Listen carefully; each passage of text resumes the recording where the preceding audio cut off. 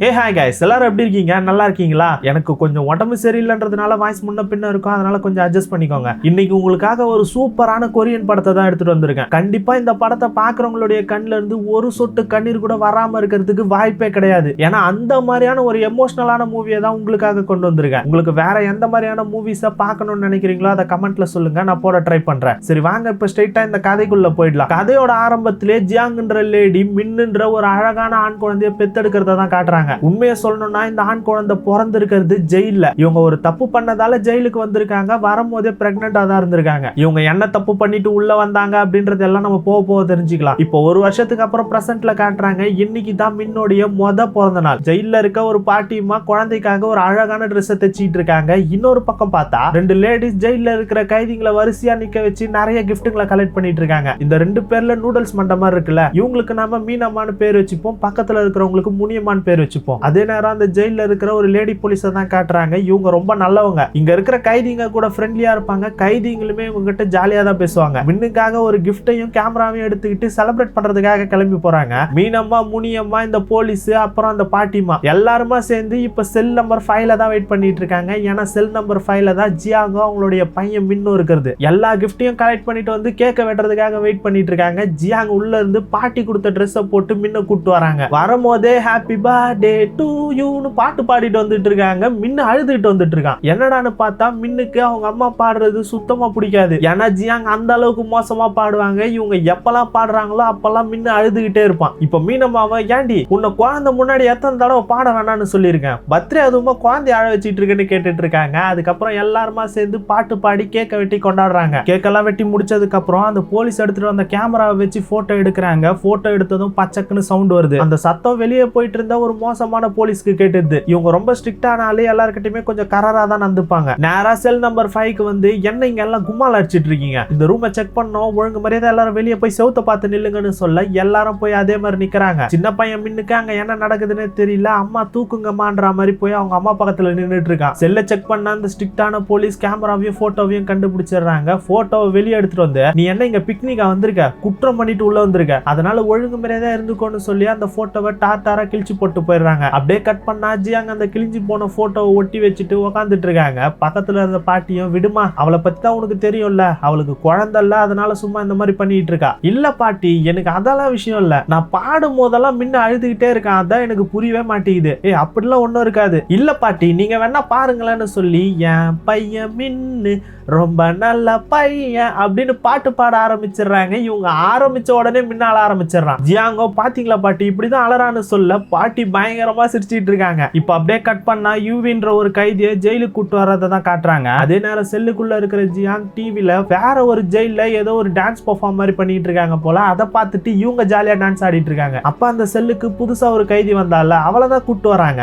இவ ரொம்ப சின்ன பொண்ணா இருக்கா, என்ன குற்றம் பண்ணிட்டு இங்க வந்தான்னு தெரியல, ரொம்ப பாதிக்கப்பட்டிருப்பா போல. உள்ள வந்தவ யாருக்கிட்ட எதையும் பேசாம ஒரு மூலையில உட்காந்துக்கிறா. முனிமா உடனே எழுந்து, ஏய் என்ன வந்ததும் நேரம் உட்காந்துட்ட, உன் பேர் என்ன பண்ணிட்டு உள்ள வந்திருக்கன்ற எல்லாத்தையும் முதல்ல சொல்லு, தேவையில்லாத பண்ணாதீங்க, என்ன கொஞ்சம் தனியா விடுங்க.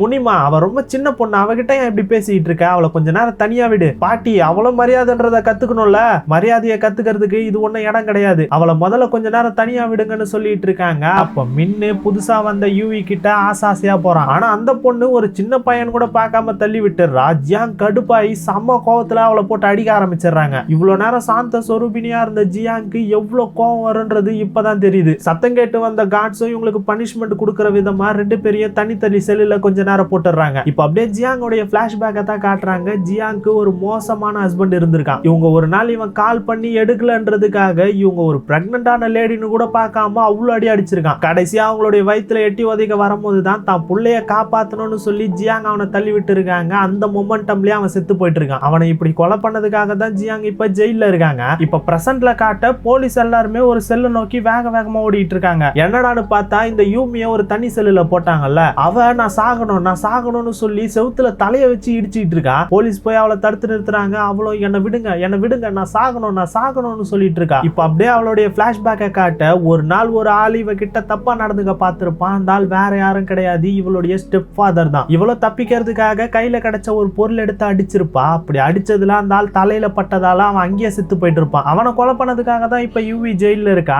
இந்த மாதிரி அந்த ஜெயில இருக்கிற ஒவ்வொருத்தருக்குள்ளயும் ஒவ்வொரு விஷயங்கள் இருக்கு. இப்ப ஜியாங்கோடைய அந்த பனிஷ்மெண்ட் டைம் முடிஞ்சதால அவங்க அந்த செல்லுல இருந்து கூட்டு வராங்க. அப்ப அந்த நல்ல போலீஸ் இருப்பாங்கல்ல, அவங்க ஜியாங் கிட்ட யூமிக்கு நடந்த விஷயங்களை எல்லாம் சொல்லி அந்த பொண்ணு இப்பவும் தற்கொலை பண்ணிக்க தான் பாத்துட்டு இருக்கா. வெளியே இருக்கும் போதும் அதே தான் ட்ரை பண்ணிட்டு இருந்தா, இப்போ உள்ள வந்தும் அதே தான் பண்ண பாத்துட்டு இருக்கான்னு சொல்றாங்க. இதெல்லாம் கேட்ட ஜியாங் பெருசா எந்த ஒரு ரியாக்ஷனும் கொடுக்கல. ஓ அப்படியான்ற மாதிரி தான் போய்கிட்டு இருக்காங்க. செல்லுக்கு வந்தவங்க இந்த விஷயத்தை எல்லார்கிட்டையும் சொல்ல, மீனமாவும் கொய்யால சரியான மிருகமா இருக்கான் அவன்லாம் சாக வேண்டிய ஆளு தான், யூவி கரெக்டா தான் பண்ணிருக்கான்னு சொல்லிட்டு இருக்காங்க. அப்ப வாரம் ஜெயில இருக்கிறவங்களுக்கு அவங்களுடைய ஃபேமிலிஸ் கிட்ட இருந்து இல்ல ஃப்ரெண்ட்ஸ் கிட்ட இருந்து லெட்டர் வரும். அப்படி வந்த லெட்டருங்களை இப்ப அந்த நல்ல போலீஸ் எடுத்துட்டு வந்து கொடுக்குறாங்க. இப்ப முனிமாக்கு தான் லெட்டர் வந்திருக்கு. முனிமாவுடைய பாய் ஃப்ரெண்டு தான் அனுப்பிச்சிருக்காரு. முனிமாவுடைய பாய் ஃப்ரெண்டுக்கு இவங்க தான் அனுப்பிச்சிட்டு இருக்காங்கன்ற விஷயம் தெரியாது. ஏன்னா முனிமா இந்த லெட்டர் எல்லாத்தையுமே அந்த நல்ல போலீஸ் இருக்காங்கல்ல, அவங்களுடைய அட்ரஸ்ல இருந்து தான் அவருக்கு லெட்டர் அனுப்புவாங்க. அது மட்டும் இல்லாம இவங்க தான் அழகா இல்லைன்னு சொல்லி இவங்களுடைய போட்டோவை வச்சு அனுப்பாம வேற ஒரு போட்டோவை வச்சு அவருக்கு அனுப்பிச்சிருப்பாங்க. அதனால அவரும் அந்த போட்டோல இருக்கவங்க தான் நினைச்சுக்கிட்டு இந்த லெட்டர் எல்லாம் அனுப்பிச்சிட்டு இருக்காரு. ஆனா என்னைக்கு இவங்க தான் உண்மையான ஆள்னு தெரிய போகுதுன்னு தான் தெரியல. அப்ப மீனம்மா எனக்கு எதுவும் லெட்டர் வரலையான்னு கேட்க, அந்த போலீஸும் ஒரு டெடி பியர் பொம்மையும் கூட சில லெட்டருங்க நோட்டுங்களையும் கொடுக்குறாங்க. ஆக்சுவலா இந்த டெடி பியர் பொம்மையில வாய்ஸ் ரெக்கார்டிங் ஆப்ஷன் இருக்கு. இது அவங்களுக்கு அனுப்பிச்சு வச்சது அவங்களுடைய ஹஸ்பண்ட் தான். இந்த மாதிரி வாய்ஸ் ரெக்கார்டர் விஷயம் ஜெயிலுக்குள்ள அலோடு கிடையாது தான். ஆனா இதுல வாய்ஸ் ரெக்கார்டர் இருக்குன்ற விஷயம் யாருக்கும் தெரியாதுன்றதால அந்த நல்ல போலீஸ் எடுத்துட்டு வந்து கொடுத்துட்டு இருக்காங்க. அப்ப பாட்டிமா அவங்களுக்கு ஏதாச்சும் லெட்டர் வந்திருக்கான்னு ஏக்கமா பார்த்துட்டு இருக்க, அந்த நல்ல போலீஸும் எதுவும் வரலன்னு தலையாடுறாங்க. பாட்டிமா அவங்களுடைய கஷ்டத்தை மனசுக்குள்ளே வச்சுக்கிட்டு ஒன்னும் பிரச்சனை இல்லைன்னு சிரிச்சிட்டு இருக்காங்க. அப்ப ஜியாங் ஒரு தர்பூசணி எடுத்துட்டு வராங்க. அதை எப்படி கட் பண்றாங்க தெரியுமா? நூலை வச்சு கட் பண்ணிட்டு இருக்காங்க. ஏன்னா ஜெயிலுக்குள்ள கத்தி அலோடு கிடையாது. எல்லாரும் ருசிச்சு சாப்பிட்டுட்டு இருக்கும் போது யூவி அவளுடைய பனிஷ்மெண்ட் டைம் முடிஞ்சு செல்லுக்கு வரா. வந்தவ வழக்கம் போல போய் மூலையில உட்காந்துக்கிறா. அப்ப அந்த குழந்தை மின்ன பாருங்களேன், யூவியை பார்த்ததும் நேரா போய் கட்டி பிடிச்சிக்கிறா. ஆனா யூவி எதுவுமே பண்ணாம அப்படியே சைலண்டா உட்காந்துட்டு இருக்கா. ஒரு குழந்தை பாசமா வரா, எப்படி சில மாதிரி உட்காந்துட்டு இருக்கா பாரு. மின்ன நீ வந்துரு, அவ மறுபடியும் உன்னை தள்ளி கிள்ளி விட்டுற போறான்னு சொல்ல குழந்தையும் அழகா வந்துடுறான். இப்ப அப்படியே கட் பண்ணா பாட்டிமா அவங்களுடைய பொண்ணுக்கு தான் கால் பண்றாங்க. சக்கரை கட்டி எப்படா இருக்க, நான் அம்மா பேசுறேன்டா, நான் உனக்கு நிறைய டைம் லெட்டர் எழுதுறேன்டான்னு சொல்லிட்டு இருக்கும் போதே அவங்க பொண்ணு நீங்க தப்பான நம்பருக்கு கால் பண்ணிருக்கீங்கன்னு சொல்றாங்க. பாட்டிமா அவங்க கிட்ட பேச சொல்லி எவ்வளவு கெஞ்சி பாக்குறாங்க. ஆனா அவங்க பொண்ணு கேட்கறதாவே இல்ல, உடனே போனை கட் பண்ணிடுறாங்க. பாட்டியோடைய மனசே உடைஞ்சு போயிடுது, பயங்கரமா அழுகுறாங்க. இப்படியே கொஞ்ச நாளைக்கு அப்புறம் ஜெயில இருக்கிறவங்களை என்டர்டைன் பண்றதுக்காக ஆர்கெஸ்ட்ரா குழுவை கூட்டிட்டு வந்து பாட வைக்கிறாங்க. அவங்க பயங்கரமா பாடுறாங்க. ஜியாங் அவங்களுடைய பெர்ஃபார்மன்ஸை பயங்கரமா ரசிச்சிட்டு இருக்காங்க. பெர்ஃபார்மன்ஸ் முடிஞ்சதுக்கு அப்புறம் செம்ம சந்தோஷத்துல எழுந்து நின்னெல்லாம் கை தட்டிட்டு இருக்காங்க. அதுக்கப்புறமா அந்த பெர்ஃபார்மன்ஸை பத்தியே தான் பேசிட்டு இருக்காங்க. அப்ப ஜெயிலுக்கு வந்த வார்டன் மின்ன பார்த்ததுமே சந்தோஷத்துல தூக்கி வச்சுட்டு கொஞ்சம் ஆரம்பிச்சிடறாரு. அப்ப ஜியாங் அங்க வராங்க. அவரும் இங்க குழந்தைய வளர்க்கறதுல ஏதாச்சும் கஷ்டம் இருக்காமான்னு கேட்க, கஷ்டம்லாம் எதுவும் இல்ல சார், உங்ககிட்ட சொல்றதுக்கு ஒரு சஜஷன் மட்டும் இருக்குன்னு சொல்றாங்க. வார்டனும் கூட்டிட்டு போய் பேசுறாரு. அப்ப அவங்க இன்னைக்கு மியூசிக் பெர்ஃபார்மன்ஸை பார்த்தாங்கல்ல, அதே மாதிரி நம்மளுடைய ஜெயில இருக்கிற கைதிகளை வச்சு பெர்ஃபார்ம் பண்ண வைக்கலாம் சார்னு சொல்றாங்க. ஆனா அந்த கரரான போலீஸ் ஆபீசர் இருப்பாங்கல்ல, அவங்க இதெல்லாம் தேவையில்லைன்னு சொல்லிட்டு இருக்காங்க. நல்ல போலீஸும் சப்போர்ட் பண்ணி பேசிட்டு இருக்காங்க. எல்லாரும் பேசுறதை கேட்ட வார்டன் ஓகே நல்லாதான் இருக்கு ஐடியா, நீங்களே முன்ன எல்லாத்தையும் நடத்துங்களேன்னு சொல்லி பர்மிஷன் கொடுத்தது மட்டும் இல்லாம பொறுப்பை ஜியாங் கிட்டே கொடுத்துறாரு. அவ்வளவுதான், ஜியாங்க்கு பயங்கர சந்தோஷமாயிடுது. செல்லுக்கு வந்து இந்த விஷயத்த சொல்றாங்க. அந்த மீனம்மா இருக்காங்கல்ல, அவங்க என்ன பேசிட்டு இருக்க நீ, உனக்கெல்லாம் சரியா பாட கூட வராது, உங்ககிட்ட பொறுப்பை கொடுத்துருக்காரா? எனக்கும் தெரியல, ஆனா எல்லாமே அப்படி அப்படியே நடந்துச்சு. என்ன ஆனாலும் சரி, இதை நம்ம செஞ்சு முடிச்சாகணும், நம்ம எல்லாரும் சேர்ந்து பண்ணலாம்பா, ஜாலியா இருக்கும்னு ஜியாங் சொல்லிட்டு இருக்காங்க. முனிமா உடனே ஆள விடுறா சாமின்னு படுத்துறாங்க. மீனம்மாவும் சொல்லிட்டே இருக்கேன் கேட்க மாட்டியா நீன்னு கேட்டுட்டு இருக்காங்க. இப்படி இவங்க பேசுனதுனால குழந்தை எழுந்து அழ ஆரம்பிச்சிடறான். ஜியாங் குழந்தைய தூக்கி பாட்டு பாட ஆரம்பிக்கிறாங்க. அழுதுட்டு இருந்தவன் இன்னும் பயங்கரமா அழ ஆரம்பிச்சிடறான். அப்போ பாட்டி நடுவுல வந்து குழந்தைய குடுன்னு வாங்கி அவங்க பாடுறாங்க. அவங்க பாட்டை கேட்ட மின்னு கொஞ்ச நேரத்திலே தூங்கிடுறான். ஜியாங் பாட்டி இப்படி நல்லா பாடுறதையும் குழந்தை அமைதியா தூங்கிட்டு இருக்கிறதையும் ஆச்சரியமா பார்த்துட்டு இருக்காங்க. ஆக்சுவலா இவங்க வார்டன் கிட்ட இந்த மியூசிக் பெர்ஃபார்மன்ஸை பத்தி பேசிட்டு வந்தாங்கல்ல, அப்ப அவர்கிட்ட இந்த வேலையை நான் சரியா செஞ்சு முடிச்சிட்டேன்னா எனக்கு ஒரு நாள் பரோல் மாதிரி கொடுக்க முடியுமான்னு கேக்குறாங்க. வார்டனுக்கு என்ன சொல்றதுன்னு தெரியல. அந்த கரரான போலீஸ் ஆபீசர் இருப்பாங்களே, அவங்க கிட்ட நீங்க என்ன சொல்றீங்கன்னு கேக்குறாரு. அவங்க எப்படி இதுக்கெல்லாம் ஒத்துப்பாங்க, முடியாதுன்னு தான் சொல்லிட்டு இருக்காங்க. ஆனா ஜியாங் எப்படியோ வார்டன் கிட்ட பேசி அவரை கன்வின்ஸ் பண்ணி இதுக்கு ஒத்துக்க வச்சிடறாங்க. இப்ப இதெல்லாம் யோசிச்சு பார்த்த ஜியாங் இந்த வேலையை கண்டிப்பா நம்ம செஞ்சு முடிக்கணும்னு பயங்கரமா ரெடி ஆகுறாங்க. அடுத்த நாள் போஸ்டர் அடிச்சு இந்த விஷயத்த சொல்றாங்க. அது மட்டும் இல்லாம நாம நல்லா பெர்ஃபார்ம் பண்ணோம்னா நம்மள வெளியெல்லாம் பெர்ஃபார்ம் பண்றது கூட்டிட்டு போவாங்கன்ற மாதிரி சொல்றாங்க. எல்லாரும் வெளியே கூட்டு போவாங்களான்னு ஒரு மாதிரி பரபரப்பா பேசிட்டு இருக்காங்க. அப்ப அந்த நல்ல போலீஸ் உள்ள வந்து ஜியாங்க தனியா கூட்டு போய் என்ன பண்ணிட்டு இருக்க நீ, லூஸ் தனமா, இந்த மாதிரி நீ தப்பா சொல்லிட்டு இருக்கிறதால என்ன பிரச்சனை நடக்கும் தெரியுமா, உன்னால தேவையில்லாத பிரச்சனை தான் வரப்போகுதுன்னு திட்டிட்டு இருக்காங்க. அப்படியே கட் பண்ணி செல்லுக்குள்ள காட்ட பாட்டிமா ரெஸ்ட் ரூம்ல இருக்காங்க. வெளியே ஜியாங்கோ பாட்டி பாட்டி வெளியே வாங்க பாட்டி, கொஞ்சம் உங்ககிட்ட பேசணும் பாட்டி அப்படின்னு கூப்பிட்டு இருக்க. பாட்டிமா வெளியே வந்ததோ ஜியாங் பாட்டிமா கிட்ட இவங்க கொயர் ஃபார்ம் பண்றாங்கல்ல, அந்த கொயரை பாட்டிமாவை லீட் பண்ணி நடத்த சொல்லி கேட்கறாங்க. ஆனா பாட்டிமா எனக்கு அதுல இன்ட்ரெஸ்ட் இல்லைன்னு சொல்லிடுறாங்க. அப்படியே கட் பண்ணா பாட்டிமாவுடைய பொண்ணும் பையனும் அவங்கள பாக்குறதுக்காக வந்திருக்காங்க, ரொம்ப பாசமா பார்க்க வந்திருக்காங்கன்னு பார்த்தா பாட்டிமா இவங்களுக்கு கால் பண்ணாங்கல்ல, அந்த மாதிரி இனிமே கால் பண்ணக்கூடாதுன்னு சொல்றதுக்காக தான் வந்திருக்காங்க. பாட்டிமாவும் ஏமா இந்த மாதிரி பேசுற, நான் என்னமா அப்படி பெரிய தப்பு பண்ணிட்டேன், நீ ஒரு கொலகாரியோடைய பசங்களா வாழ்றது எவ்வளவு கஷ்டம் தெரியுமா, அப்படின்னா என்னமா சொல்ல வர, நான் வேணா செத்துட்டுமா, நீ எல்லாம் அப்படி ஈஸியா செத்துறக்கூடாது, இப்படியே 4 செவுத்துக்குள்ள இருந்து தண்டனை அனுபவிச்சுதான் நீ சாகணும்ன்ற மாதிரி பேசிட்டு போறாங்க. பாட்டிமாக்கு ரொம்ப கஷ்டமாயிடுது. பாட்டிமாவுடைய பையனும் எதுவும் தடுத்து பேசல, அவனும் அமைதியா அங்க இருந்து போயிடுறான். ஆனா பாட்டிமா மேல பையனுக்கு கொஞ்சம் பாசம் இருக்கு. இப்ப அப்படியே பாட்டிமா மாதிரியே இருக்கிற ஒரு லேடிய காட்டுறாங்க.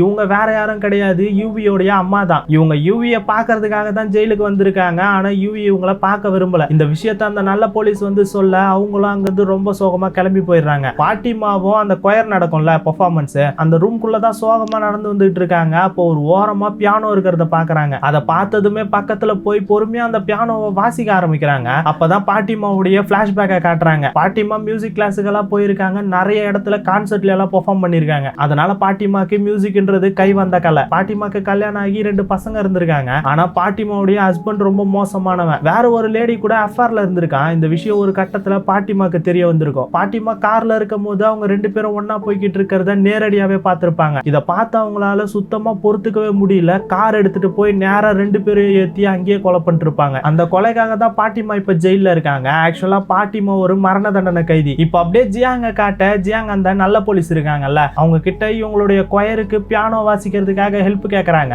ஆனா அந்த நல்ல போலீஸ், எனக்கு அந்த அளவுக்கு எல்லாம் வாசிக்க தெரியாது, எனக்கு ஓரளவுக்கு பேசிக் மட்டும் தான் தெரியும், அது தெரிஞ்சாலே போதுமே, அதை வச்சு நீங்க வாசிங்க, நம்ம ஏதாச்சும் சமாளிச்சுக்கலாம்னு சொல்லி கேட்டுக்கிட்டே இருக்காங்க. இப்படியே பேசிட்டு வந்த 2 பேரும் பாட்டிமா மியூசிக் வாசிச்சுட்டு இருந்தாங்கல்ல, அந்த மியூசிக் சவுண்ட கேட்டு 2 பேரும் சத்தம் இல்லாம உள்ள போய் பாட்டி வாசிச்சுட்டு இருக்கிறத கேட்டுட்டு இருக்காங்க. பாட்டிமா ரொம்ப சூப்பரா வாசிச்சுட்டு இருக்காங்க. வாசிச்சு முடிச்சதுமே 2 பேருமே செம்ம சந்தோஷத்துல கை தட்ட ஆரம்பிச்சிடுறாங்க. சத்தம் கேட்டு திரும்பி பாட்டி 2 பேரையும் பார்த்ததோ பியானோவை டப்பு டப்புன்னு மூடிட்டு அங்க இருந்து கிளம்பி போக பாக்குறாங்க. ஜியாங் தடுத்து நிறுத்தி, பாட்டி தான் உங்களுடைய கொயரை லீட் பண்றதுக்கான சரியான ஆளு, நீங்க தான் பண்ணி ஆகணும்ன்ற மாதிரி கேட்க பாட்டி முடியாதுன்னு சொல்லிட்டு இருக்காங்க. நான் ஒரு மரண தண்டனை கைதி, என்னால இதெல்லாம் பண்ண முடியாது. பாட்டி, அதுக்கும் மியூசிக்குக்கும் என்ன சம்பந்தம், எனக்கு அதெல்லாம் தெரியாது, நாளைக்கு நீங்க இங்க வரீங்க, லஞ்சுக்கு அப்புறம் உங்களை நான் இங்க பாக்குறேன்னு சொல்லிட்டு பாட்டி சம்மதிச்சாங்களா இல்லையான்னு கூட கேட்காம அங்க இருந்து ஜியாங் கிளம்பி போயிடுறாங்க. பாட்டிமாக்கு என்ன பண்றதுன்னு தெரியல, திருன்னு மூச்சுட்டு நின்னுட்டு இருக்காங்க. இப்ப அப்படியே மின்ன காட்ட, மின்னு ஜாலியா கிரவுண்ட்ல விளையாடிக்கிட்டு இருக்கான். அப்ப யூவி ஒரு ஓரமா தனியா உட்காந்துக்கிட்டு இருக்கிறத பாக்குறான். யூவியே அவனுக்கு ரொம்ப பிடிச்சிருக்கு போல, அவளை பார்த்ததுமே வேகமா போய் கட்டி பிடிச்சிக்கிறான். ஆனா யூவி எதுவும் பண்ணாம வழக்கம் போல சைலண்டா தான் இருக்கா. அப்ப அங்க யூவி கிட்ட வம்பு வளர்க்கறதுக்காகவே 4 பேர் வராங்க. ஓ, அப்படின்னா புதுசா வந்திருக்கிறது நீதானா, இவ்வளவு அழகா இருக்க, இங்க என்ன பண்ணிக்கிட்டு இருக்கேன்னு கேட்டுட்டு இருக்காங்க. கேட்டுட்டு இருந்தவங்க சும்மா இல்லாம பக்கத்துல இருந்த மின்ன, தம்பி நீ கொஞ்சம் தள்ளி போப்பான்னு சொல்லி தள்ளி விட்டுறாங்க. யூவி சம கடுப்புல ஒழுங்கு மரியாதையா அவனை தூக்கி விட்டுருங்க.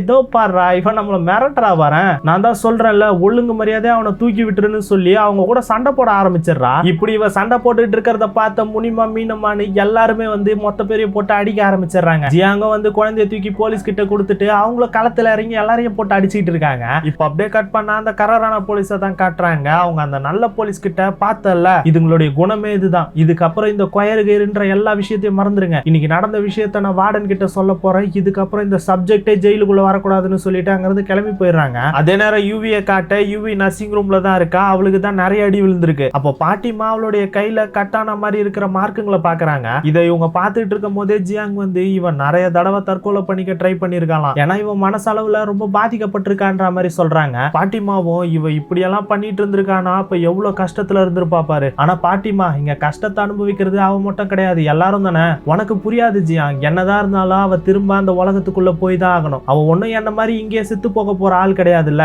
அப்படின்னா அவளுக்கு ஹெல்ப் பண்ணுங்க பாட்டி. எப்படி ஹெல்ப் பண்ண முடியும், வேற என்ன பாட்டி, கொயருதான்னு சொல்லி பல்ல காட்டி சிரிக்க ஆரம்பிச்சிடுறாங்க. இந்த ஒரு நிலைமையிலையும் கொயருக்காக பாட்டியை சம்மதிக்க வைக்கிறதுலதான் குறியா இருக்காங்க. பாட்டிமாவும் அதுக்கும் இதுக்கும் என்ன சம்பந்தம், ஆமா பாட்டி, இந்த ஜெயிலுக்குள்ள இவ்வளவு மாதிரி அற்ப பதர்கள் நிறைய பேர் இருக்காங்கல்ல, அவங்களுக்காக இதை நீங்க பண்ணலாமேன்னு சொல்லி கேக்குறாங்க. பாட்டிமா எதுவும் சொல்லாம யூவியோடைய தலையை தான் தடவி கொடுத்துட்டு இருக்காங்க. இதெல்லாம் கேட்டுட்டு இருந்த யூவியும் கண் கலங்கிட்டு இருக்கான். பாட்டிமாவும் ஜியாங் சொன்ன விஷயம் எல்லாத்தையும் யோசிச்சு பார்த்துட்டு கொயரை லீட் பண்றதுக்காக சம்மதிச்சிடுறாங்க. அடுத்த நாளே பாட்டிமா ஜெயில இருக்கிற எல்லாரையும் ஒருத்தரா பாட வச்சு எப்படி பாடுறாங்கன்னு டெஸ்ட் பண்ணிட்டு இருக்காங்க. சில பேர் நல்லா பாடுறாங்க, நிறைய பேர் ரொம்ப மோசமா பாடுறாங்க. இப்படியே பாட்டிமாவும் ஜியாங்கும் யார் யார் நல்லா பாடுறாங்க நல்லா பாடலன்னு சூஸ் பண்ணிட்டு இருக்கும் போது பாட்டிமா ஜியாங்க பாட சொல்றாங்க. ஜியாங்கும் குழந்தைய அந்த கராரான போலீஸ் ஆபீசர் இருப்பாங்கல்ல, அவங்க கிட்ட கொடுத்துட்டு போய் பாட்டு பாடுறாங்க. வழக்கம் போல சொதப்பலா தான் பாடிட்டு இருக்காங்க. இவங்க பாடிட்டு இருக்கிறத கேட்டதுமே மின்னு பயங்கரமா கதறி அழ ஆரம்பிச்சிடறான். அப்ப டக்குன்னு பாட்டிமா இவர் செலக்டட்னு சொல்லிடுறாங்க. ஜியாங்க்கு ஒண்ணுமே புரியல, எது நான் செலக்டடா, ரொம்ப தேங்க்ஸ் பாட்டின்னு சொல்லிட்டு இறங்கி வந்து மின்ன வாங்கிக்கிறாங்க.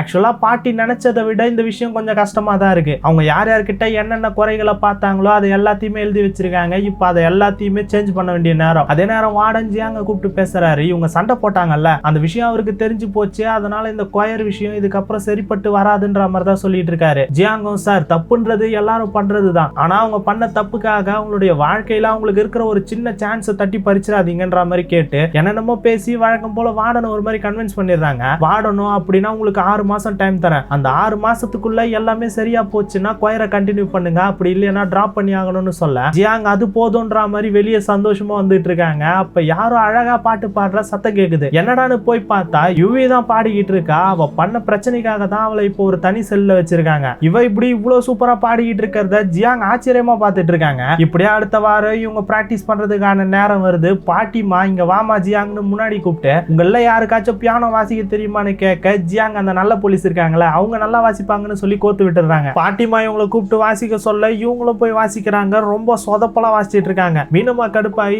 என்ன வாசிக்கிற நீ, எங்க கூட நான் விளையாடிட்டு இருக்கியான்னு கேட்க அவங்களும் மன்னிப்பு கேட்டுட்டு இருக்காங்க. பாட்டிமாவும் இங்க பாருங்க, பாடும் போது நல்லா நிமிர்ந்து நின்று ஸ்ட்ரைட்டா பாடணும், அப்பதான் நம்மளால நல்லா பாட முடியும்னு சொல்லி பாடி காட்டுறாங்க. ஜியாங்கையும் பாட சொல்றாங்க. ஜியாங் வழக்கம் போல சொதப்புறாங்க. எல்லாரும் பயங்கரமா சிரிச்சிட்டு இருக்காங்க. மின்னு கூட சிரிச்சிட்டு இருக்கான். பிராக்டிஸ் முடிஞ்சதுக்கு அப்புறம் எல்லாரும் அங்க இருந்து போயிடுறாங்க. அப்ப ஜியாங் பாட்டிமா கிட்ட நம்மளால இதை செஞ்சு முடிக்க முடியுமா பாட்டி, நான் நினைச்சதை விட கொஞ்சம் கஷ்டமா தான் இருக்கு, இருந்தாலும் நம்மளுக்கு ஹை பிச் எல்லாம் ரொம்ப சூப்பரா பாடுற மாதிரியான ஒரு ஆள் கண்டிப்பா தேவைன்னு சொல்றாங்க. ஜியாங் உடனே ஹை பிச் எல்லாம் சூப்பரா பாடுறதுக்கு ஒரு ஆள் இருக்காங்க பாட்டின்னு சொல்லி யுவிய பத்தி சொல்றாங்க. அதுக்கப்புறம் பாட்டிமாவை யுவிய சம்மதிக்க வைக்கிறதுக்காக பேச வைக்கலான்னு பாக்குறாங்க. பாட்டிமா போய் மொத வார்த்தை யுவி கிட்ட பேச ஆரம்பிச்சதுமே யுவி கண்டுபிடிச்சிடறா. நீங்க என்ன கேட்க போறீங்கன்னு எனக்கு தெரியும், ஆனா என்னால இந்த கொயர் எல்லாம் பண்ண முடியாதுன்னு சொல்லிட்டு அங்க இருந்து கிளம்ப பாக்குறா. பாட்டிமா அவளை தடுத்து நிறுத்தினா அதை பத்தி பேச வரலாமான்னு சொல்ல பாக்குறாங்க. ஆனா யுவி அவங்க என்ன சொல்ல வராங்கன்னே கேட்காம அவங்கள ஒரு மாதிரி திட்டி விட்டுறா. பாட்டிமாக்கு கண்ணு கலங்க ஆரம்பிச்சிருது. ஏன்னா தான் பொண்ணு மாதிரி யுவிய பார்த்தாங்க, ஆனா அவ இப்படி பேசுவான்னு அவங்க எதிர்பார்க்கவே இல்லை. தப்புன்னு அவளை தவடியிலே ஒண்ணு விட்டு கண் கலங்கிட்டு அங்க இருந்து போயிடுறாங்க. கொஞ்ச நேரத்துக்கு அப்புறம் யுவி கிளீன் பண்ணிக்கிட்டு இருக்கும் போது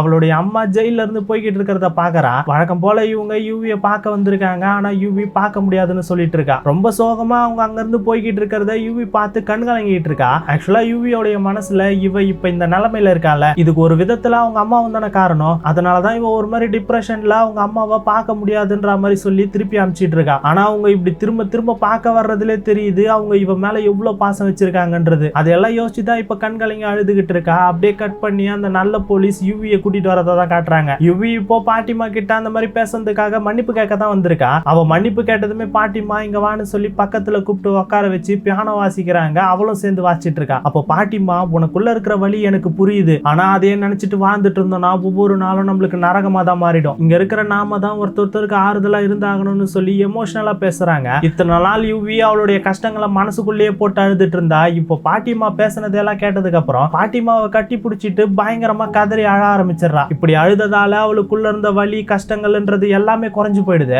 அதுக்கப்புறம் யுவி கொயர்ல பாடுறதுக்காக சம்மதிச்சிடறா. கொயர்ல இருக்கிற எல்லாரும் முன்னாடியே பாட்டு பாட ஆரம்பிக்கிறா. அவ பாடுறத கேட்ட எல்லாருக்குமே அவ மேல இருந்த ஒட்டுமொத்த அபிப்பிராயமே மாறி போயிடுது. அவளை ரொம்ப பிடிச்சு போயிடுது. அவ அந்த அளவுக்கு அழகா பாடுறா. பாடி முடிச்சதுக்கு அப்புறம் பாட்டி ஜியாங்கு அங்க இருக்கிறவங்க எல்லாருமே பயங்கரமா எழுந்து நின்று கை தட்டுறாங்க. முன்ன பாருங்களேன் அவன் கூட எப்படி கை தட்டிட்டு இருக்கானு. இப்படியே எல்லாரும் அவங்களுடைய கொயருக்கு ஒரு ஸ்ட்ராங்கான சிங்கர் கிடைச்ச சந்தோஷத்துல இருக்காங்க. ஆக்சுவலா ஜியாங் இதெல்லாம் பண்ணிக்கிட்டு இருக்கிறது அவங்களுடைய பையனுக்காக தான். ஏன்னா அவங்க பையன் பிறந்ததுல இருந்தே வெளி உலகத்தை பார்த்ததே கிடையாதுல, அதனாலதான் இதை எப்படியாச்சும் செஞ்சு முடிச்சு ஒரே ஒரு நாளாச்சும் அவனுடைய பையனை வெளியே கூட்டு போயிடணுன்றதுக்காக இது எல்லாத்தையும் பண்ணிட்டு இருக்காங்க. இப்படியே ஒரு நாள் நைட்டு மின்னுக்கு ஃபீவர் வந்துருது. ரொம்ப அதிகமா இருக்கிறதால பயத்துல இவங்க கத்திட்டு இருக்காங்க. யாராச்சும் வாங்கல, என் பையனுக்கு உடம்பு சரியில்லை, யாராச்சும் வாங்கலன்னு கத்திக்கிட்டு இருக்கேன். அந்த நல்ல போலீஸ் இருக்காங்கல்ல அவங்க தான் வராங்க. அவங்க குழந்தைய பார்த்ததுக்கு அப்புறம் கூட்டிட்டு போக முடிவு பண்றாங்க. ஆனா அவங்களால ஜியாங்க கூட்டிட்டு போக முடியாது. ஏன்னா ஜெயில விட்டு ஜியாங் வெளியே வரக்கூடாதுல, அதனாலதான் கூட்டு போக முடியாதுன்னு சொல்றாங்க. ஆனா ஜியாங் நானும் வரேன், என் பையனை விட்டு என்ன பிரிச்சிடாதன்னு சொல்லி கெஞ்சுறாங்க. அந்த நல்ல போலீஸும் வேற வழி தெரியாம ஜியாங் ஹேண்ட் கஃப் பண்ணி அங்க இருந்து ஹாஸ்பிட்டலுக்கு கூட்டு போறாங்க. ஹாஸ்பிட்டலுக்கு கூட்டிட்டு போய் ஒரு ஊசி போட்டதுமே மின்னுக்கு கொஞ்சம் காய்ச்சல் கம்மியாயிடுது. அப்ப ஜியாங் மின்னோட நெத்தியில ஈர துணியை வைக்க பாக்குறாங்க.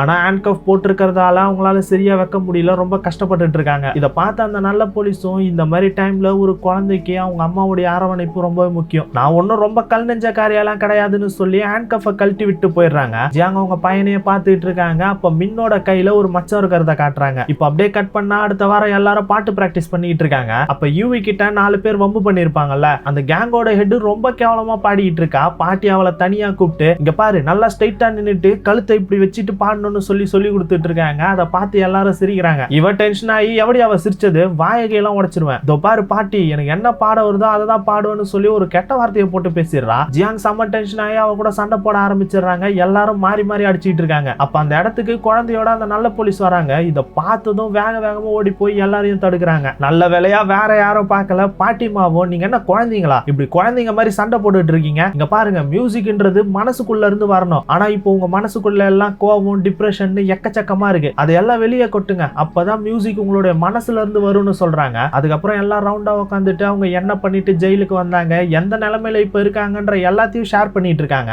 ஒவ்வொருத்தரும் சொல்லும் போதுதான் அவங்க எவ்வளவு கஷ்டத்துல இருக்காங்க, அவங்களுக்குள்ள எவ்வளவு வலி இருக்குன்றதே தெரியுது. இங்க இருக்கிற யாருமே வேணும்னே கொலை பண்ணிட்டு உள்ள வந்தவங்க கிடையாது. ஏமாத்தின ஹஸ்பண்ட், அபியூசிவா நடந்துகிட்ட ஹஸ்பண்ட், டீச்சரால பாதிக்கப்பட்டவங்க, முதலாளியால ஏமாந்தவங்க அப்படின்னு ஒருத்தரால பாதிக்கப்பட்டு அவங்கள கொலை பண்ணிட்டு தான் இப்ப எல்லாரும் உள்ள இருக்காங்க. அவங்க மனசுல இருக்கிற வலிகளை ஒருத்தர் சொல்லிட்டு இருக்காங்க. அப்ப கடைசியா ஜியாங் தான் அவங்க மனசுக்குள்ள இருக்கிற எல்லா வேதனையும் வெளியே கொட்டுறாங்க. அவங்களுடைய கதையை கேட்ட எல்லாருக்குமே கண்ணு கலங்க ஆரம்பிச்சிருது. ஜியாங்கும் இவ்வளவு கஷ்டத்தையும் தாண்டி நான் சிரிச்சிட்டு சந்தோஷமா வாழ்றேன்னா அது என்னுடைய பையனுக்காக தான். நான் என்ன பண்றேனோ அது எல்லாமே என்னோட பையனுக்காக தான். கடைசி வரைக்கும் நான் என் பையன் கூட இருக்கிறதுக்கு தான் ஆசைப்படுறேன்னு சொல்லிட்டு இருக்காங்க. இப்படி எல்லாரும் அவங்க மனசுல இருந்த வேதனைகளை கொட்டிட்டதுக்கு அப்புறம் பயங்கர பூஸ்டப் ஆயிடுறாங்க. இதுக்கப்புறம் பயங்கரமா நம்ம எல்லாம் பெர்ஃபார்ம் பண்றோம்னு சொல்லி எல்லாருமே செம ஃப்ரெண்ட்ஷிப்பா ஒன்னாயிடுறாங்க. இவயும் அடுத்த நாள்ல இருந்து ஜியாங்க்கு ஹை பிட்ச் எல்லாம் எவ்வளவு அழகா பாடணும்ன்றத சொல்லி கொடுத்துட்டு இருக்கா. இப்படியே மெல்ல மெல்ல நாட்கள் போகுது. யுவி சொல்லி கொடுத்ததை வச்சு ஜியாங் ஓரளவுக்கு நல்லாவே பாட கத்துக்கிறாங்க. ஒரு நாள் நைட்டு எல்லாரும் சுத்தி உட்காந்துக்கிட்டு இருக்காங்க. ஜியாங்குடைய பையன் மின்னு நடுவுல படுத்துக்கிட்டு இருக்கான். இவங்க இப்ப நல்லா பாடுறாங்களா இல்லையான்றத மின்னு தான் முடிவு பண்ணி ஆகணும். இவங்க பாடி அவன் அழாம இருந்துட்டானாலே இவங்க நல்லா பாடுறாங்கன்னு தான் அர்த்தம். அதனால இப்ப இவங்க மின்னு முன்னாடி பாட ஆரம்பிக்கிறாங்க. இவங்க ஆரம்பிச்சதுமே மின்னு வழக்கம் போல அழுகுறான். ஆனா இவங்க பாட முன்ன பாடினதை விட இப்ப கொஞ்சம் நல்லாவே பாடுறாங்க. அழ ஆரம்பிச்ச மின்னு கொஞ்ச நேரத்திலேயே அப்படியே அசந்து தூங்கிடுறான். ஜியாங்கும் சரி எல்லாருக்குமே சரி பயங்கர சந்தோஷமாயிடுது. சத்தமே போடாம என்ஜாய் பண்ணிட்டு இருக்காங்க. இப்படியே இவங்க பெர்ஃபார்ம் பண்றதுக்கான நாள் வருது. இவங்க எப்படி பெர்ஃபார்ம் பண்றாங்கன்றத பாக்குறதுக்காக வார்டன், மேலதிகாரி, கமிஷனர்னு எல்லாருமே வந்திருக்காங்க. இப்ப இவங்க எல்லாரும் முன்னாடியே பாட போறாங்க. இவங்களை லீட் பண்ண போறது பாட்டிமா தான். மியூசிக் வாசிக்கிறது யாரு தெரியுமா? அந்த நல்ல போலீஸ் இருக்காங்களே அவங்க தான். அவங்க மியூசிக் வாசிக்க பாட்டிமா லீட் பண்ண இவங்க எல்லாம் பயங்கரமா பாட அப்படின்னு அந்த இடமே செம்ம ஜாலியா இருக்கு. பாட்டோட சேர்ந்து டான்ஸுமே ஆடிட்டு இருக்காங்க. எல்லாருமே இவங்களுடைய பெர்ஃபார்மன்ஸை என்ஜாய் பண்றாங்க. இந்த அளவுக்கு இவங்க இது வரைக்கும் என்ஜாய் பண்ணதே கிடையாது. எல்லா கைதிகளுமே எழுந்து நின்று டான்ஸ் ஆடிட்டு இருக்காங்க. வார்டனுக்குமே ரொம்ப சந்தோஷமா இருக்கு. பெர்ஃபார்மன்ஸ் முடிஞ்சதுக்கு அப்புறம் எல்லாரும் சேர்ந்து நம்மளுடைய கொயர் டீமுக்கு பயங்கரமா கை தட்டுறாங்க. நம்ம டீமும் உலகத்தையே வில்லா வளைச்சா மாதிரியான சந்தோஷத்துல இருக்காங்க. அதுக்கப்புறம் அந்த கராரான போலீஸ் இருக்காங்கல்ல, அவங்க அந்த நல்ல போலீஸ் கிட்ட ஜியாங்குடைய பையன் மின்னுடைய அடாப்ஷன் டேட் நெருங்கிட்டு இருக்க விஷயத்த சொல்றாங்க. ஆக்சுவலா ஜெயில பொறுத்த வரைக்கும் ஜெயிலுக்குள்ள பிறக்கிற குழந்தைங்க 1.5 வருஷம் வரைக்கும் தான் ஜெயிலுக்குள்ள இருக்க முடியும். அதுக்கப்புறம் அவங்கள வேற யாருக்காச்சும் தத்து கொடுத்துருவாங்க.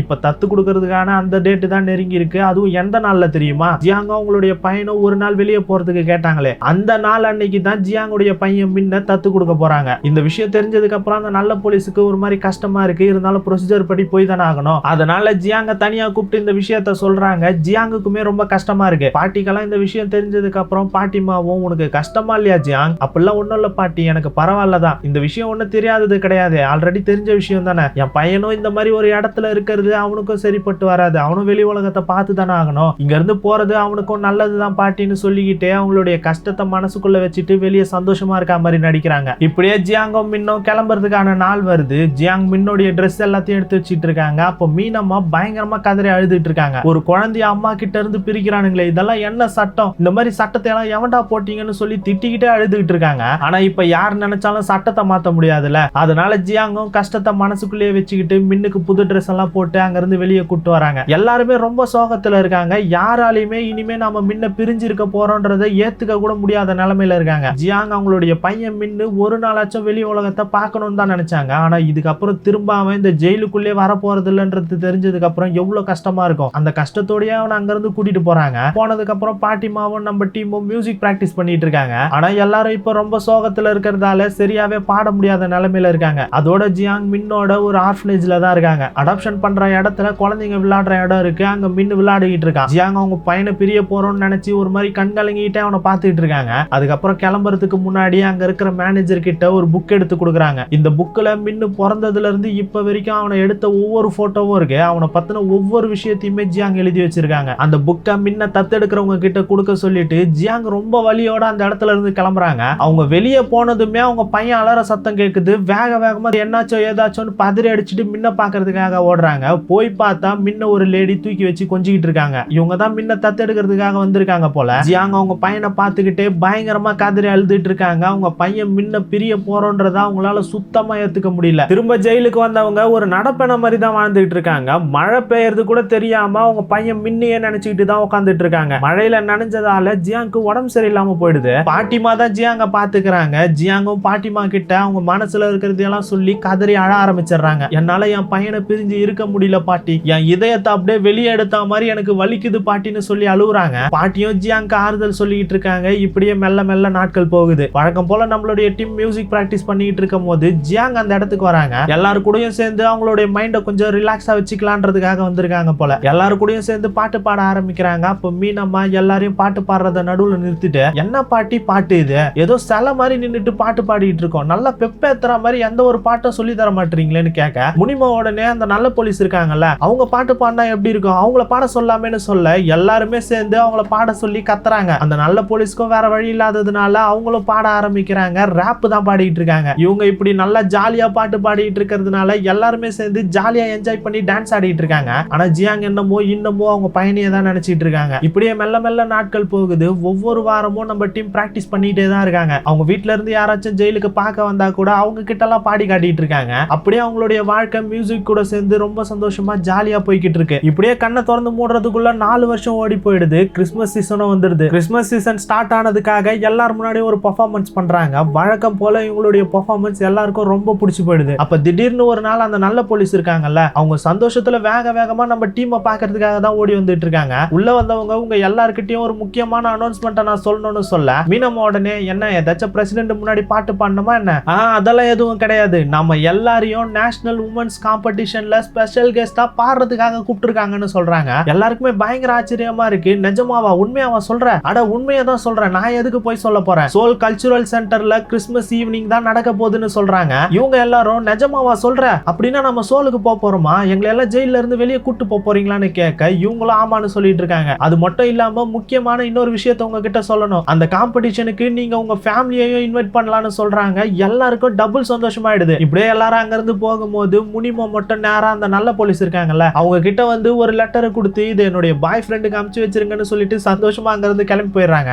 இப்ப அப்படியே மீனம்மாவை காட்ட அவங்க அந்த டெடி பியர் பொம்மையில அவங்க பசங்களுக்காக வாய்ஸ் ரெக்கார்டர் பண்ணிட்டு இருக்காங்க. பேசிட்டு இருந்தவங்க அவங்க பசங்களை ரொம்ப மிஸ் பண்றதா சொல்லி அழ ஆரம்பிச்சிடுறாங்க. இதை பார்த்துட்டு இருந்த ஜியாங்க்கு மின்னோட ஞாபகம் வந்துருது. மின்னு ஃபர்ஸ்ட் பர்த்டேக்கு போட்ட ட்ரெஸ் எடுத்து வச்சுட்டு அவனை நினைச்சு பயங்கரமா அழ ஆரம்பிச்சிடுறாங்க. அதே நேரம் பாட்டி அவங்களுடைய பொண்ணுக்கு கால் பண்ணலான்னு போறாங்க. ஆனா என்ன நினைச்சாங்கன்னு தெரியல, கால் பண்ணாமலே விட்டுறாங்க. அதுக்கப்புறம் பாட்டிமா யூவி கூட இருக்கும் போது உங்க அம்மாக்கு கால் பண்ணியான்னு கேக்குறாங்க. ஆனா யூவி எதுவும் சொல்லாம அமைதியா இருக்கா. அதுலயே பாட்டிக்கு இவ பண்ணலன்ற விஷயம் புரிஞ்சு போயிடுது. அதுக்கப்புறம் அந்த நல்ல போலீஸ் இருக்காங்கல்ல, அவங்க கைதிகளுடைய ஒவ்வொரு ஃபேமிலிக்கும் இன்விடேஷன் அனுப்புறாங்க. ஜெயிலுக்கு வந்த யூவியோடைய அம்மாக்கு இன்விடேஷனை கொடுக்குறாங்க. அதுக்கப்புறம் பாட்டியோடைய பொண்ணு இருக்காங்கல்ல, அவளை தான் போய் மீட் பண்ணி இன்விடேஷனை கொடுக்குறாங்க. ஆனா அவ இன்விடேஷனை வாங்காம வர முடியாதுன்ற மாதிரி சொல்லி கதவை சாத்திடுறா. இவங்களும் அந்த இன்விடேஷனை கதவு சந்தில வச்சுட்டு வந்துடுறாங்க. அதுக்கப்புறமா ஜியாங்குடைய பையன் மின்ன தத்து எடுத்திருப்பாங்கல்ல, அவங்க கிட்ட போய் பேசுறாங்க. ஆனா அவங்க யோசிச்சு பாக்குறதா சொல்லிடுறாங்க. இப்படியே காம்படிஷனுக்கான நாள் வருது. ஜெயில இருந்து எல்லாரையுமே வெளியே கூட்டு போறாங்க. வெளி உலகத்துல இருக்கிற பெரிய பெரிய பில்டிங்க பார்த்த மீனம்மாவும், என்னடா இவ்வளவு பெருசா பில்டிங்க கட்டி வச்சிருக்கீங்க,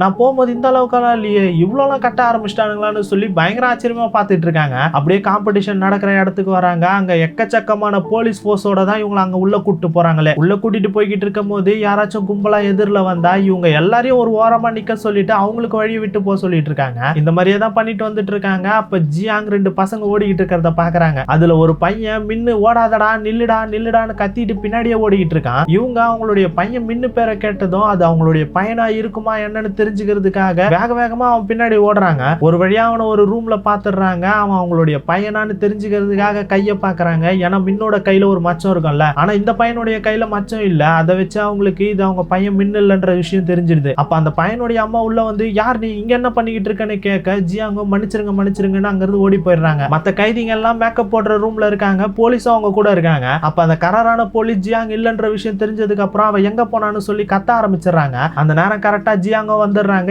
எங்க போனன்னு கேட்டா ஜியாங் ரெஸ்ட் ரூம் போனதா போய் சொல்லிட்டு அமைதியா வந்து உட்காந்துக்கிறாங்க. அப்போ ஒரு ஆள் அங்க வந்து 30 நிமிஷத்துல இவங்களுடைய பெர்ஃபார்மன்ஸ் இருக்குன்ற விஷயத்த சொல்றான். ஆனா எல்லாருமே மாறி மாறி ரெஸ்ட் ரூம் போனன்னு கேட்டுட்டு இருக்காங்க. அந்த கராரான போலீஸும் வேற வழி வழி இல்லாததுனால போலீஸுங்களை கூட கூட்டிட்டு அவங்க எல்லாரையும் ரெஸ்ட் ரூமுக்கு கூட்டு போறாங்க. இவங்க போற அந்த நேரத்துல ரெஸ்ட் ரூம் உள்ள ஒரு பாட்டி இருக்காங்க. கையில இருக்கிற டைமண்ட் மோதிரத்தை கழட்டி வச்சுட்டு கை கழுவிட்டு இருக்காங்க. அப்ப அந்த நேரம் எல்லாருமே ரெஸ்ட் ரூமுக்கு வராங்க. இவங்க ஒரு மாதிரி பதட்டத்தோட அங்க இருந்து கிளம்புறாங்க. அப்படி அவங்க பதட்டத்தோட கிளம்புனதுனால இவங்களுடைய கைப்பட்டு அந்த டைமண்ட் ரிங் கீழே விழுந்துருது. அது கூட தெரியாம அங்க இருந்து கிளம்பி போயிடுறாங்க. கொஞ்ச நேரத்துக்கு அப்புறம் அந்த டைமண்ட் ரிங்க தொலைச்ச அந்த பாட்டிமா அந்த ஷோக்காக சில போலீஸ கூப்பிட்டு இருப்பாங்க. அவங்க கிட்ட போயிட்டு இந்த விஷயத்த சொல்றாங்க. இவங்க இப்படி பரபரப்பா அவங்க கிட்ட பேசிக்கிட்டு இருக்கிறத வார்டனும் பாக்குறாரு. ஆனா வார்டனுக்கு என்ன விஷயம்ன்றது புரியல. ஒரு டைமண்ட் ரிங்க காணோம், அந்த இடத்துல ஜெயில் கைதிங்க இருக்காங்க, சந்தேகம் யார் மேல வரும்? நேரா நம்ம ஜெயில் கைதிங்க இருக்கிற ரூமுக்கு போயிட்டு எல்லாரும் எழுந்து நில்லுங்க, உங்கள ஒரு திருடி இருக்கா, அவளை கண்டுபிடிச்சாகணும், ஒழுங்கு மரியாதை எல்லாரும் வெளியே வாங்க, செக் பண்ணணும்னு சொல்லி கூப்பிடுறாங்க. அந்த நல்ல போலீஸும் என்ன பண்ணிட்டு இருக்கீங்கன்னு கேக்குறாங்க. அவங்களும் இதுல ஒரு திருடி இருக்கா, ஒரு டைமண்ட் ரிங் காணாம போயிருக்கு, அதுவும் நீங்க ரெஸ்ட் ரூமுக்கு போனப்பதான் காணாம போயிருக்கு, அதனாலதான் இவங்க எல்லாரையும் செக் பண்ண நினைக்கிறோம்னு சொல்லி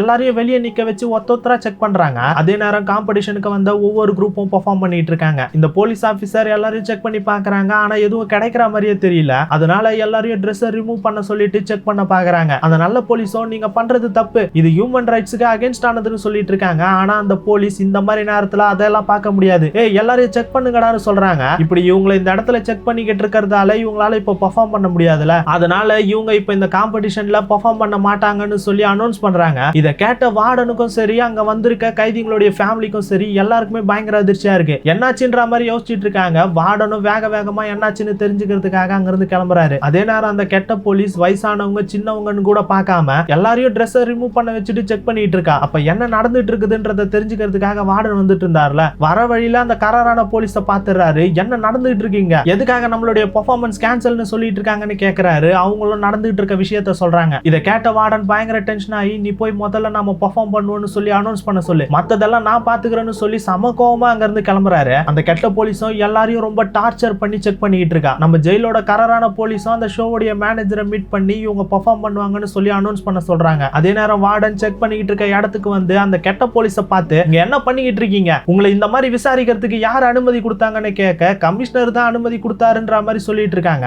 இவரும் இங்க பாருங்க, ஒரு திருட்டு நடந்திருக்குன்னா திருடனை மட்டும் பிடிக்கணும், இங்க பாட வந்தவங்களை எல்லாம் நீங்க செக் பண்ணிட்டு இருக்கீங்க, இவங்களை செலக்ட் பண்ணி இந்த இடத்துக்கு கூட்டிட்டு வந்திருக்கோம், இவங்கள ஒரு திருடன் இருந்தா அப்படின்னா அந்த பழியை நான் ஏத்துக்கிறேன், எல்லாரும் முதல்ல எழுந்துருங்க, பெர்ஃபார்மன்ஸுக்காக ரெடி ஆகுங்கன்னு சொல்றாரு. எல்லாருமே ரூமுக்குள்ள வந்துட்டு கண் கலங்கி அழுதுகிட்டு இருக்காங்க. யாராலையுமே இவங்க மேல திருட்டு பழிய போட்டதை ஏத்துக்கவே முடியல. அது மட்டும் இல்லாம இவங்களை இந்த அளவுக்கு அவமானப்படுத்திட்டாங்கல்ல, அதெல்லாம் யோசிச்சு பார்த்து கண் கலங்கி அழுதுகிட்டு இருக்காங்க. அப்ப அங்க நம்ம நல்ல போலீஸும் அந்த கராரான போலீஸும் உள்ள வந்து, என்ன பண்ணிட்டு இருக்கீங்க, சீக்கிரமா பெர்ஃபார்மன்ஸுக்காக ரெடி ஆகுங்க, இன்னும் 10 நிமிஷம் தான் இருக்குன்னு சொல்ல, எல்லாருமே நம்ம யாருன்னு காட்டுறோம்டான்னு சொல்லி சம உற்சாகமா பெர்ஃபார்மன்ஸுக்காக ரெடி ஆகுறாங்க. இவங்க பெர்ஃபார்மன்ஸ் பண்ண போறாங்கன்னு சொல்லி அனௌன்ஸ்மெண்ட்டும் பண்றாங்க. அதை கேட்டதுக்கு அப்புறமா தான் கைதிகளுடைய ஃபேமிலிக்கு நிம்மதியாவே இருக்கு. இப்படியே நம்ம டீம் ரெடி ஆகி பெர்ஃபார்ம் பண்றதுக்காக ஸ்டேஜுக்கு வராங்க. எல்லாருடைய கண்ணுமே கலங்கி இருக்கு. அந்த இடத்துல மீனம்மாவுடைய ஹஸ்பண்ட், பசங்க, பாட்டியோடைய பையன், யூவியோடைய அம்மான்னு எல்லாருமே வந்திருக்காங்க. இவங்களும் கண்ணுல தண்ணியை வச்சுட்டு அந்த பெர்ஃபார்மன்ஸை ஸ்டார்ட் பண்றாங்க. இது வரைக்கும் பண்ண மொத்த பிராக்டிஸோடைய வித்தையும் அந்த ஸ்டேஜ்ல இறக்குறாங்க. இத்தனை நாள் அவங்க பண்ண பெர்ஃபார்மன்ஸ்லயே ஒரு பெஸ்டான பெர்ஃபார்மன்ஸ் அந்த ஸ்டேஜ்ல கொடுக்குறாங்க. இவங்களுடைய பாட்டையும் பெர்ஃபார்மன்ஸையும் பார்த்துட்டு இருந்த இவங்களுடைய ஃபேமிலியோடைய கண்ணும் கலங்குது, ஆடியன்ஸோடைய கண்ணும் கலங்குது. ஆக்சுவலா அந்த இடத்துக்கு பாட்டியோடைய பொண்ணு இருக்கால, அவளுமே அந்த இடத்துக்கு வந்திருக்கா. பாட்டி இப்படி பெர்ஃபார்ம் பண்ணிட்டு இருக்கிறத பார்த்து அவளுடைய கண்ணு கலங்க ஆரம்பிச்சது. அவ இப்ப பாட்டியை புரிஞ்சுக்கிட்டு மனசு மாறி வந்திருக்கா. இப்படியே நம்ம டீம் அவங்களுடைய பெர்ஃபார்மன்ஸை முடிக்கிறாங்க. எல்லாருமே எழுந்து நின்று கைத்தட்ட ஆரம்பிச்சிடறாங்க. அப்ப திடீர்னு அங்க இருக்கிற எல்லா லைட்டுமே ஆஃப் ஆகுது. யாருக்குமே என்ன நடக்குதுன்றது புரியல. அப்ப அந்த இருட்டுல சின்ன சின்ன பசங்க கையில விளக்க புடிச்சிட்டு பாட்டு பாடிட்டு வராங்க. லைனா வந்தவங்க ஸ்டேஜ் மேல ஏறி ஒருத்தர் பக்கத்துல போய் நின்று பாட்டு பாட ஆரம்பிக்கிறாங்க. அப்ப அந்த சின்ன பசங்கள்ல முன்னாடி வந்துட்டு இருந்த பையன் நேரா போயிட்டு ஜியாங்கோட பக்கத்துல நிக்கிறான். ஜியாங்குக்கு அவனை பார்க்கும்போது அவங்க பையன் மின்ன பாக்குற மாதிரியே இருக்கு. அவன் போய் பக்கத்துல நின்னதுமே அவனுடைய கையில பாக்குறாங்க. மின்னு கையில இருக்கிற அதே மச்சம் இவனுடைய கையில இருக்கு. இதை வச்சு அவங்களுக்கு அந்த பையன் இவங்களுடைய பையன் மின்னுன்றது தெரிஞ்சு போயிடுது. ரொம்ப சந்தோஷத்துல கண் கலங்கிட்டே அவங்க கூட சேர்ந்து பாட்டு பாடிட்டு இருக்காங்க. இப்படியே இந்த பெர்ஃபார்மன்ஸும் முடியுது, அதோட காம்படிஷனும் முடியுது. இப்ப அப்படியே முனிமாவை காட்ட, முனிமா அவங்களுடைய பாய் ஃப்ரெண்டை பாக்குறதுக்காக தான் வந்திருக்காங்க. அவங்களுடைய பாய் ஃப்ரெண்ட் கையில ஒரு பொக்கையை வச்சுட்டு அவருடைய கேர்ள் ஃப்ரெண்டை தேடிட்டு இருக்காரு. ஒளிஞ்சிட்டு பார்த்துட்டு இருந்த முனிமாவும் தயங்கி தயங்கி அவர்கிட்ட போயிட்டு ரெஸ்ட் ரூம் எங்க இருக்குன்னு கேக்குறாங்க. இவருக்கு அவங்கள தெரியாது, ஏன்னா முனிமா லெட்டர் அனுப்பும் போது போட்டோ மாத்தி தானே அமைச்சிருப்பாங்க. அதனால அவரும் இந்த பக்கம் தான் இருக்கும்னு நினைக்கிறேன்னு சொல்லி திரும்புறாரு. அப்ப டக்குன்னு முனிமா அவரை கட்டி பிடிச்சிட்டு, வந்ததுக்கு ரொம்ப தேங்க்ஸ், ரொம்ப ரொம்ப நன்றின்னு சொல்லிட்டு அங்கிருந்து ஓடி போயிடுறாங்க. இன்னொரு பக்கம் மீனம்மா அவங்க ஹஸ்பண்டையும் அவங்க பசங்களையும் பாக்குறாங்க. அவங்கள கட்டி பிடிச்சிட்டு பயங்கரமா கண்கலங்கி சந்தோஷத்துல அழுதுட்டு இருக்காங்க. அதே நேரம் பாட்டிமா அவங்க பையனை பாக்குறாங்க. நீயாச்சும் வந்தியப்பான்ற சந்தோஷத்துல அவனை கட்டி பிடிச்சிட்டு அழுதுட்டு இருக்காங்க. ஆனா உண்மையாவே அவங்க பொண்ணு வந்திருக்காங்க. இருக்காங்கல்ல, அவங்க பக்கத்துல இருக்கிற ஒரு தூணாண்ட நின்னுட்டு அவங்க அம்மாவை பார்த்து அழுதுட்டு இருக்காங்க. இப்படி பாட்டி அவங்க பையன் கூட இருக்கிறத யூவி பார்த்து கண் கலங்கிட்டு இருக்கா. அப்ப அங்க வந்த நல்ல போலீஸ் ஒரு பொக்கேவை எடுத்து யூவி கிட்ட கொடுக்குறாங்க. அதை பார்த்ததுமே யூவிக்கு அவங்க அம்மா வந்திருக்காங்கன்ற விஷயம் புரிஞ்சு போயிடுது. இத்தனை நாள் அவளுக்குள்ள இருந்த ஈகோ எல்லாத்தையும் விட்டுட்டு வேக வேகமா போய் அவங்க அம்மாவை பார்த்து, எங்கம்மா போய்கிட்டு இருக்கீங்க, என்ன பாக்குறதுக்காக தானே வந்தீங்க, பார்க்காம எங்க போறீங்கன்னு சொல்லிட்டு அவங்கள கட்டி பிடிச்சிட்டு அழ ஆரம்பிச்சிடறா. இது எல்லாத்துக்கும் மேல இப்ப ஜியாங்க தான் காட்டுறாங்க. ஜியாங் அவங்களுடைய பையன் மின்னு கிட்ட தான் பேசிட்டு இருக்காங்க. மின்னு இப்போ நல்லா வளர்ந்துட்டு இருக்கான். இவங்க மனசுக்குள்ள இப்ப ரொம்பவே கஷ்டமா இருக்கு. ஏன்னா ஒரு மூணாவது மனுஷன் மாதிரி அவங்க பையன் கிட்ட பேசிட்டு இருக்காங்க. கடைசியா ஜியாங் எனக்கு ஒரு ஹக் குடுக்குறியான்னு கேட்க மின்னு திரும்பி அவங்க வளர்ப்பு அம்மாவை பாக்குறான். அவங்களும் கட்டி பிடிப்பான்னு சொல்ல மின்னு ஜியாங்க கட்டி பிடிச்சு அப்படியே ஒரு முத்தம் கொடுக்குறான். ஜியாங்குக்கு அவங்க பையனை பார்த்தது அவ்வளவு சந்தோஷமா இருக்கு. அதை விட மறுபடியும் அவங்க பையனை பிரிய போறோம்ன்றது அவங்களுக்கு அதை விட வழியா இருக்கு. அப்ப மின்னோட அந்த வளர்ப்பு அம்மா இருக்காங்கல்ல, அவங்க ஜியாங் கிட்ட இன்னைக்கு கிறிஸ்துமஸ், அதுக்காக இந்த கிஃப்ட்டை வச்சுக்கோங்கன்னு சொல்லி ஒரு கிஃப்ட்டை கையில கொடுக்குறாங்க. இப்படியே மின்ன அங்க இருந்து கிளம்புறதுக்கான நேரம் வருது. மின்ன அவங்க வளர்ப்பு அம்மா கூட அங்க இருந்து கிளம்பி போறான். போய்கிட்டு இருந்தவன் திரும்பி ஜியாங்க்கு பாய் காட்டுறான். ஜியாங் அவனை பார்த்து பயங்கரமா கதறி அழுதுகிட்டு இருக்காங்க. ரெண்டாவது முறையா அவங்க பையனை மறுபடியும் பிரிஞ்சுட்டாங்க. இப்படியே ஜியாங் ஜெயிலுக்கு திரும்ப போய்கிட்டு இருக்கும் போது அந்த வளர்ப்பு அம்மா ஒரு கிஃப்ட்டை கொடுத்தாங்கல்ல, அதை பிரிச்சு பாக்குறாங்க. ஜியாங் ஆக்சுவலா மின்ன தத்து கொடுக்கும் போது ஒரு புக்ல அவன் சின்ன வயசுல இருந்து எடுத்த போட்டோவெல்லாம் ஒட்டி வச்சிருப்பாங்கல்ல, அதை இப்ப அந்த வளர்ப்பு தாய் கண்டினியூ பண்ணி வச்சிருக்காங்க. சின்ன வயசுல இருந்து மின்னி எப்படி இருந்திருக்கான்ற போட்டோல இருந்து அவனை தத்து கொடுத்ததுக்கு அப்புறம் அவன் எப்படியெல்லாம் வளர்ந்து வந்திருக்கான்ற ஒவ்வொரு போட்டோவையும் ஒட்டி வச்சிருக்காங்க. அதோட அந்த புக்கோடைய கடைசி போட்டோவா மின்னோட ஃபர்ஸ்ட் பர்த்டேக்கு போட்டோ எடுத்திருப்பாங்கல்ல, அந்த போட்டோவை தான் வச்சிருக்காங்க. இதை எல்லாத்தையும் பார்த்து ஜியாங் பயங்கரமா கதறி கதறி அழுகுறாங்க. இப்படியே நாட்கள் போகுது. ஒரு நாள் வார்டன் ஜெயில இருக்கிற ஆபீசருங்க கூட முக்கியமான ஏதோ ஒரு விஷயத்தை பத்தி சீரியஸா பேசிக்கிட்டு இருக்காரு. அப்ப அந்த நல்ல போலீஸ் சைலண்டா கதவை திறந்துட்டு குறும்புத்தனமா உள்ள வராங்க. இவங்கள தவிர அந்த ரூம்ல இருக்கிற எல்லாருமே சீரியஸா இருக்காங்க. ஏன் அந்த கரரான போலீஸ் கூட சீரியஸா தான் பேசிட்டு இருக்காங்க. வார்டனும் இவகிட்ட முதல்ல விஷயத்த சொல்லுங்கன்னு சொல்லிட்டு அங்க இருந்து கிளம்பி போயிடுறாரு. அவர் போனதுக்கு அப்புறம் கரரான போலீஸ் விஷயத்த சொல்றாங்க. என்ன விஷயம்னா, பாட்டியோடைய மரண தண்டனை நாள் நெருங்கிட்டு இருக்கு. இந்த விஷயத்த கேட்டதுமே அந்த நல்ல போலீஸ் உடஞ்சு போயிடுறாங்க. அவங்களுக்கு அவ்வளவு கஷ்டமா இருக்கு. மரண தண்டனை கைதிகளுக்கெல்லாம் கடைசி ஆசை என்னன்னு கேட்பாங்கல்ல, அந்த மாதிரி பாட்டியோடைய கடைசி ஆசை அவங்க பசங்க கூட ஒரு நாள் இருக்கணும்ன்றதுதான். அதுக்கு ஏத்த மாதிரியே அவங்கள ஒரு நாள் பரோல்ல வெளியே கூட்டு வந்து அவங்களுடைய பசங்க வீட்டுக்கு கூட்டு வராங்க.